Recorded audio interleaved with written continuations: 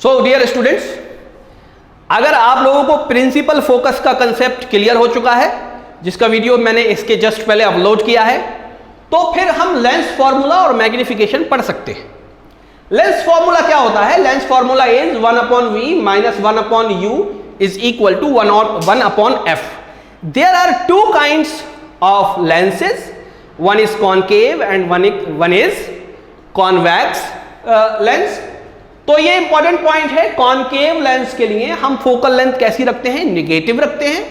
Concave lens में अगर हमें focal length for example 2 metres दी हुई है, तो इस f की जगह क्या लिखेंगे? हम -2 लिखेंगे, याद रखिएगा।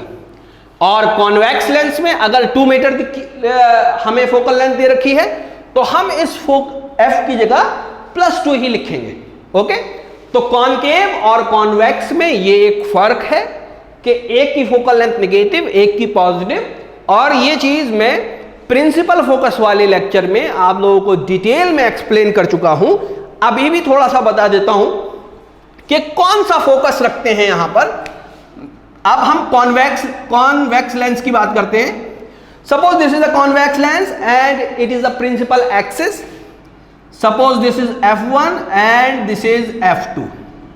ओके, ये हम जानते हैं। और ये फॉर एग्जांपल 2f1 है और ये 2f2 है। तो यहां f कौन सी वैल्यू लिखते हैं? क्या ये वाली वैल्यू लिखते हैं या ये वाली वैल्यू लिखते हैं? अगर ये वाली लिखेंगे तो पॉजिटिव होगी, और अगर ये वाली लिखेंगे तो निगेटिव होगी।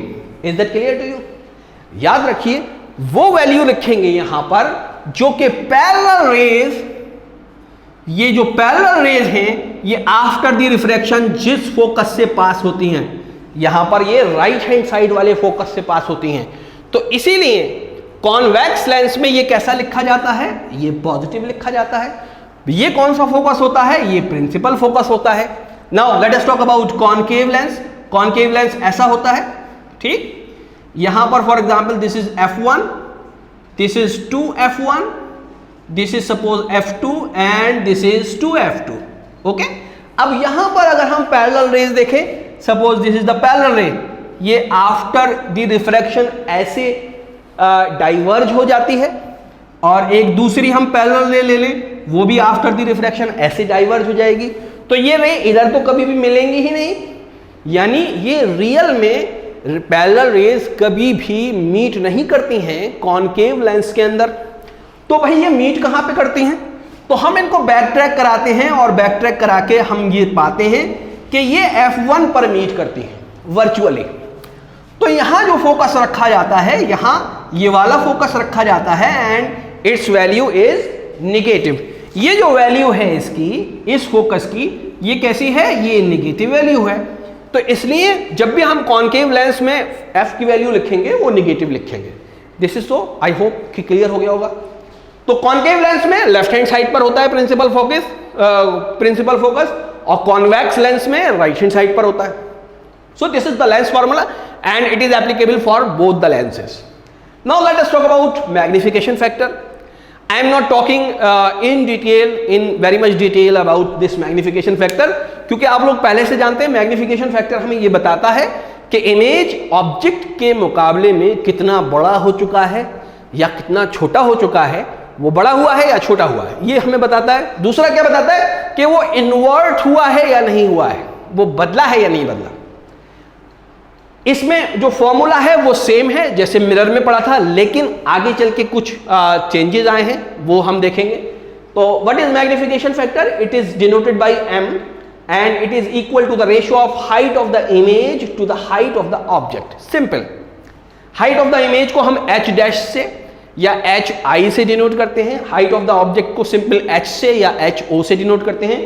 यहां तक तो ये फॉर्मूला सेम है जैसे कि हम मिरर्स में पढ़ते आए हैं।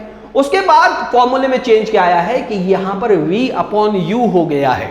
ओके, v/u हो गया है, माइनस नहीं लगा है।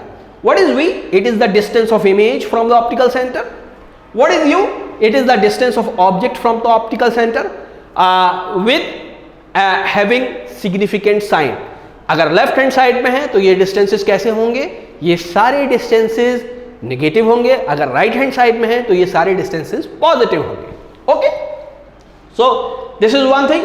अगर ये रेशियो निगेटिव आ जाता है तो इसका मतलब आपका इमेज कैसा हो गया है, इमेज पलट गया है, इमेज उल्टा हो गया है। अगर ये m पॉजिटिव आ जाता है तो इसका मतलब इमेज इरेक्ट है, जैसा ऑब्जेक्ट था वैसा ही है। ओके, अगर m की वैल्यू 1 आई है तो इसका मतलब यह है कि इमेज और ऑब्जेक्ट का साइज सेम है। अगर m की वैल्यू ग्रेटर देन 1 है तो इसका मतलब इमेज का साइज बढ़ गया है। अगर m की वैल्यू लेस देन 1 है तो इसका मतलब इमेज का साइज घट गया है। So these are the things which you must know. मैंने जो कुछ भी बोला है उसका नोट्स बना लीजिए आप। तो lens formula and magnification factor. Another important thing कि लेंस फॉर्मूले में यहां पर पॉजिटिव साइन था, सॉरी मिरर फॉर्मूले में यहां पॉजिटिव साइन था, लेंस फॉर्मूले में यहां पर निगेटिव साइन है। तो स्टूडेंट अक्सर इसमें कंफ्यूज हो जाते हैं, इसको भूल जाते हैं। ये अगर याद रहता है कि लेंस फॉर्मूले में नेगेटिव था तो 1/v पहले था या 1/u पहले था, ये भूल जाते हैं। इसको बहुत अच्छे तरीके से याद कर लीजिए। अगर यहाँ आपने मिस्टेक करी तो न्यूमेरिकल गड़बड़ हो जाएगा। ओके, कभी कभी तो डायरेक्ट क्वेश्चन आ जाता है लेंस फॉर्मूले के ऊपर। अब ये लेंस फॉर्मूले का जो प्रूफ है, ये इसका प्रूफ भी अवेलेबल है, लेकिन ये 12th क्लास में कराते हैं, 10th क्लास में हम नहीं कराते हैं। तो ये बात याद रखिएगा कि इसको आपको एज इट इज याद करना है, this lens formula and this magnification factor.